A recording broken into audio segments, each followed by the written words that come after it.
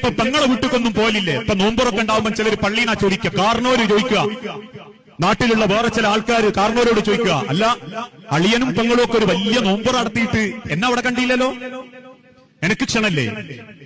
ഉടനെ തന്നെ തിരിച്ചൊരു മറുപടി, ഏയ് ഞാൻ 1-2 കൊല്ലായിട്ട് അലോഗ്യത്തില, ഞാൻ അങ്ങോട്ടും പോലില്ല, അവരാരും ഇങ്ങോട്ടും വരലില്ല.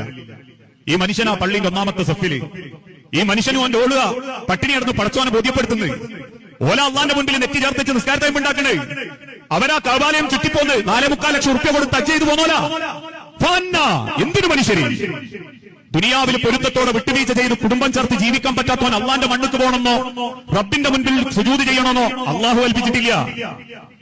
കാരണം അത്രയേറെ ബന്ധങ്ങൾ ഇന്ന് അകന്നുകൊണ്ടിരിക്കുകയാണ്. മുഖത്തോട് മുഖം നോക്കാത്തവർ, സലാം പറയാത്തവർ, പറഞ്ഞ സലാം മടക്കാത്തവർ, ക്ഷണിക്കാത്തവർ, ക്ഷണം സ്വീകരിക്കാത്തവർ. ഏട്ടൻ അനിയനെ കണ്ടൂടാ, അനിയൻ ഏട്ടനെ കണ്ടൂടാ, ഏട്ടന്റെ അനിയന്റെ ഓളെ കണ്ടൂടാ, അനിയന്റെ ഏട്ടന്റെ ഓളെ കണ്ടൂടാ, നാത്തുമാർക്ക് ആങ്ങളന്റെ ഓളെ കണ്ടൂടാ, ആങ്ങളന്റെ നാത്തുമാരെ കണ്ണെടുത്ത കണ്ടൂടാ. എത്ര കുടുംബങ്ങളാ പിണങ്ങി ജീവിക്കുന്നത്, എത്ര ആളുകളാ ഉള്ളിൽ പകയും വെറുപ്പും ഈഗോയും കൊണ്ടടക്കുന്നത്. മരിക്കുന്നത് വരെ പൊരുത്തപ്പെടൂല, പൊരുത്തം ചോദിക്കുകയില്ല. തമ്മിലടിച്ചും മത്സരിച്ചും. ഏതാനും ചില ദിവസങ്ങൾക്ക് മുൻപ് കോഴിക്കോട് ഞാനൊരു മയ്യത്ത് നിസ്കാരത്തിൽ പങ്കെടുത്തു. നിസ്കാരം കഴിഞ്ഞ് ബേക്കിലേക്ക് ഇങ്ങനെ മാറി നിൽക്കുമ്പോ മുൻപ് കൂടെ വാതിൽ കടത്തിയിട്ട് മയ്യത്തിങ്ങനെ 5-6 ആൾ എടുത്തു കൊണ്ടുപോവുക. കൊണ്ടുപോകുന്ന സമയത്ത് ബേക്കിൽ നിന്ന് 2 ആൾക്കാർ പറയാ, എന്തൊക്കെ കാണിച്ചു കൂട്ടിയ മനുഷ്യനാ, പോകുന്ന പോക്ക് കണ്ടോ, എന്തേത്താപ്പ കൊണ്ടുപോയത്? വീണ്ടും ഞാനിങ്ങനെ രസം തോന്നി എനിക്കതൊന്ന് കേൾക്കാൻ. പിന്നെ അടുത്ത വർത്താനം, നീ അറിഞ്ഞിരുന്നോ, പെങ്ങളെ കോടതി എത്തിയോനാ, അനിയനെ നാട്ടിൽ വെച്ച് തെറി വിളിച്ചോനാ, കാരണവരോട് എന്തൊക്കെ തോന്നിയാസം അങ്ങാടിയിൽ വെച്ച് വിളിച്ചു പറഞ്ഞോനാ. അവസാനം പോണ പോക്ക് കണ്ടോ, 3 വെള്ളത്തുണിയിൽ. എന്തേത്താപ്പ കൊണ്ടുപോയത്? ഇത്രയുള്ളൂ.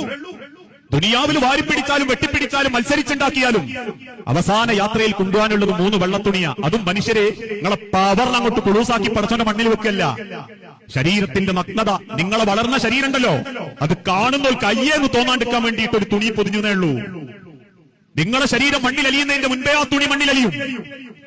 അത്ര നിസാരരായ ദുനിയാവിൽ പകയും വെറുപ്പും വിട്ടിട്ടില്ല മനുഷ്യന്റെ മനസ്സിന്ന്. എന്നിട്ട് ഇപ്പോഴും കൊണ്ടിടക്കുക.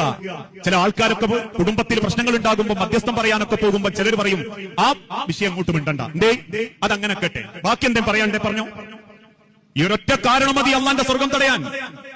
അതുകൊണ്ട് മദീനത്തെ പള്ളിയിൽ വെച്ചിട്ട് അള്ളാന്റെ ഹബീബായ നബി തങ്ങൾ പഠിപ്പിച്ചതും ലാ യദ്ഖുലുൽ ജന്ന ഖതീഅത്തുർ റഹ്മീൻ, കുടുംബബന്ധം മുറിച്ചവൻ പടച്ചോന്റെ സ്വർഗത്തിലില്ല.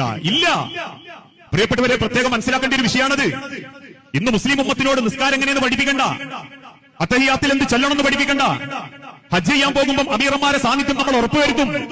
ഖുർആൻ ഓതുമ്പോൾ പോലും നമ്മൾ അതിന്റെ ഖതമുകൾ ഓതി തീർക്കും. ഇതൊക്കെ പടച്ചോന്റെ അടുത്ത് സ്വീകരിക്കണമെങ്കിലേ അവൻ കുടുംബബന്ധം മുറിക്കാതെ അള്ളാനെ കണ്ടുമുട്ടിയവനാവണം.